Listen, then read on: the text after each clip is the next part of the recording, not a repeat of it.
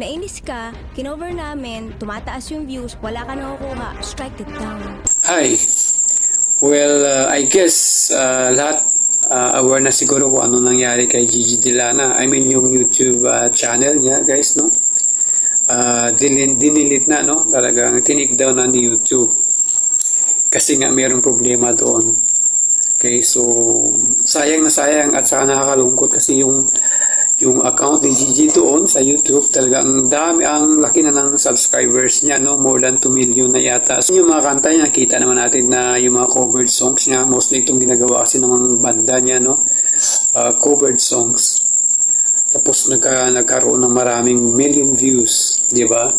Well, about sa itong YouTube account niya na tinik down, kasi nga merong siguro doon publisher, so I don't know, isang malaking company na nag-handle din ng mga singing artists. Ito yung sinabi ni Gigi Delana, no, na nagpa-take down ng kanyang YouTube channel. Hindi naman lang hindi naman sa kinausap daw, di ba? Hindi kami kinausap or anything, hindi nakipag-negotiate sa amin na pwede naman namin i-delete or pwede namin ibigay sa kanila yung half ng kikitain.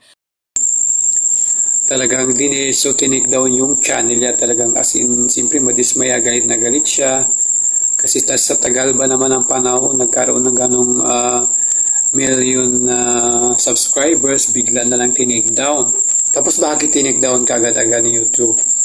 Kasi nga, yung dahilan dito guys, baka nga yung may kino-cover sana songs, baka walang license, walang mechanical licenses.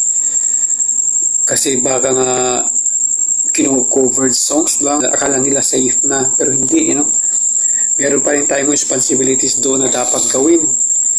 Especially about this mechanical licenses, dapat i-secure natin to guys. Kasi yung mga may-ari ng kanta na kino-covered natin, sila pa rin yung mag-decision sa huli. Kung pwede ba natin na ito i-cover o hindi, kung pwede ba natin ito i-publish or hindi. Diba? So, hindi basta-basta lang mag-cover tayo, okay na. Kasi sila yung gumawa ng kanta, no? So, sa kanila pa rin yung karapatan doon. Kung tayo nag-cover, talagang wala tayong karapatan. Unless otherwise, kapag mag-secure tayo ng mechanical licenses, kung dito sa Pilipinas, ito yung PhilSCAP. So, sila yung nagbibigay ng mechanical licenses about doon sa mga galing mismo sa may-ari ng kanta. Para bibigyan ka ng permission na gamitin ito. It's either na i-stream mo siya. Okay? So at least, hindi ka pwede nila i-reklamo kasi meron kang basihan, meron kang documents doon. Nagpapakita ka YouTube. Pwede may contest. Kasi meron kang basihan. Kumuha ka ng license. Kasi merong dyan eh. It's either sharing revenues, di ba? Kumikita siya, kumikita ka rin. But I think mas malaki yung kita ng may-ari ng kanta. Maliit lang yung sa nag-cover ng songs.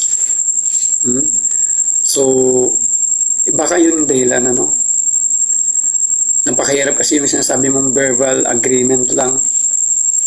Tapos, pag dumating yung panahon na malaki ng views, kumikita ka doon. Tapos, samantalang totoo may-ari ng kanta, hindi kumikita. So, napakahirap din. Okay, so sa kanila pa rin yung karapatan doon. So dapat kapag mag-cover tayo ng songs, ganun kumuha tayo ng mechanical licenses galing mismo sa PhilSCAP kapag dito sa Pilipinas. Sa ASCAP naman kapag international yata, BMI, ganun. Okay, so yung kay Gigi Delana, sayang na sayang guys talaga. More than 2 million subscriber na. Although meron siyang bago ngayon.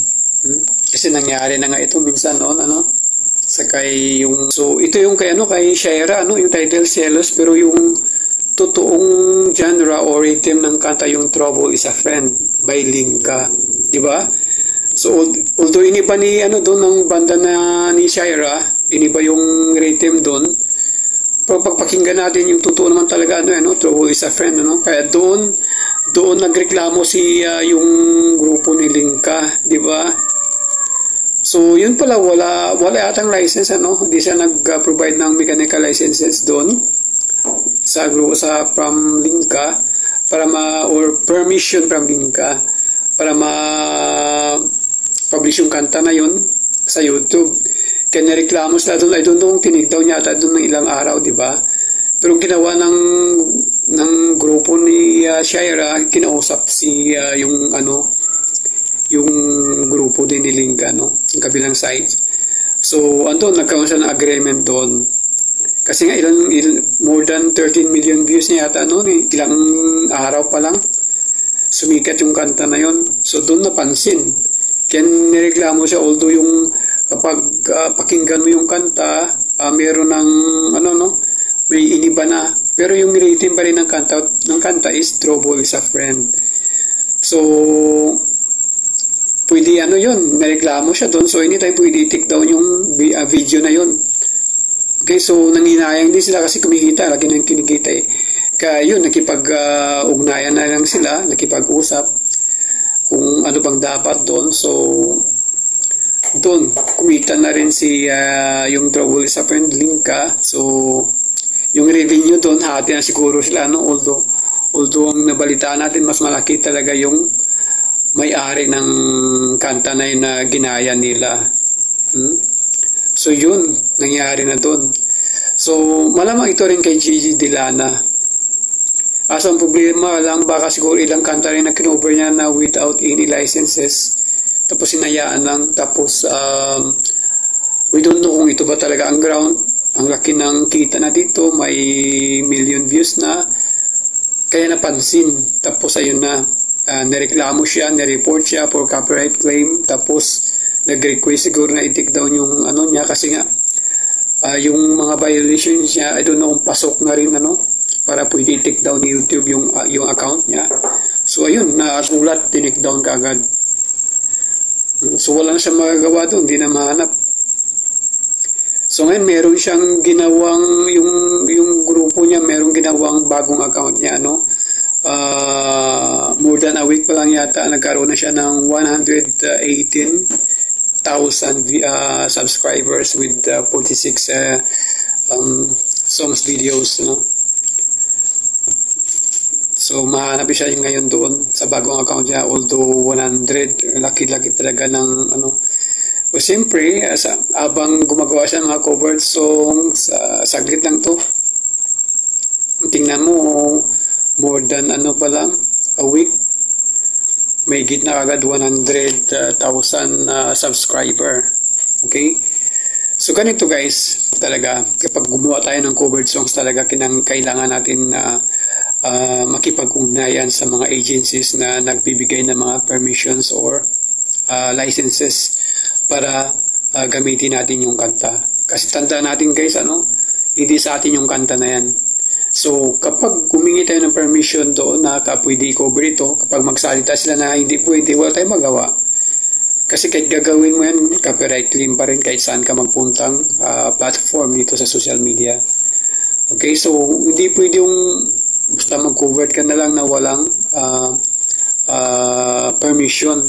Ito yung sinasabi nila dito sa yung rules dito, So, yung sa iba, katulad nangyari iba, 2010 yata.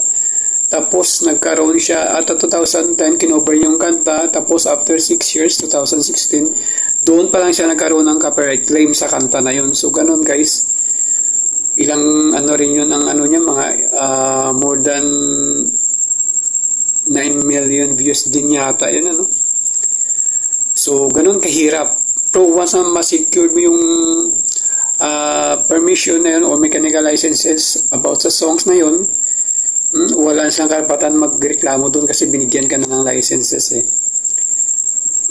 It's either kung pinag-usapan nyo na sa sharing revenue, pwede rin, Yun nga talaga. Tapos yung iba naman dinodonate nila sa yung kita doon sa mga charity institution, pwede rin yun. Depende pa rin kung papayo yung may-ari ng kanta, yung publishers ng kanta, kung papayag ba sila o hindi. Kaya mag-cover tayo ng songs, hindi lang ganun-ganun. Akala natin okay, hindi. Sayang na sayang talaga kasi pag once magkaroon tayo ng violation sa any kind of platform dito sa social media, tapos biglang dinilit yung account natin, lahat-lahat na yun. Yung mga, kung ano man yung mga videos mo doon, pag once dinilit ang account mo, wala na. Zero balance ka talaga. Okay, so ganun ano, sa mga singers natin, sa mga singing artists natin na kumukover ng songs, mas maganda na yun na ano, mag-secure kayo ng mga licenses or permissions para kung paano pwede gamitin yung kanta na kinukover nyo o hindi. Para ano, kasi lahat talaga sa bandang huli ang pagsisisi talaga. So ito yung kay Gigi Delana, talagang dami nagulat talaga dito, lalong-lalo na yung mga fans niya. Kasi bigla ba naman tinik down, you know. Kasi kita naman natin yung capabilities ni Gigi Delana, talaga ang ganda ng boses niya, guys. Tapos, at the same time, good looking pa siya, no? Ganda niya rin, so talagang as in perfect na mag-stream siya kasi ang ganda niya pang babae. Kaso lang yun, siguro aware naman sila siguro sa ganun, pero I don't know bakit ganun na. Kasi once na kapag tinik down ka, ibig sabihin meron kang violation kay YouTube. Wala ka nang lusot doon. Puno na yung salop.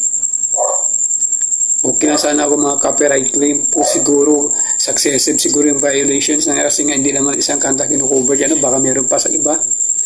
Kasi sa patakaran ni YouTube, 3 beses ka lang copyright strikes within 90 days or 3 months. Nagkaroon ka ng copyright strike, guys, pwede ka nang i-take down, pwede nang i-delete ni YouTube yung YouTube account mo. Alright, so dapat magiging responsable po tayo.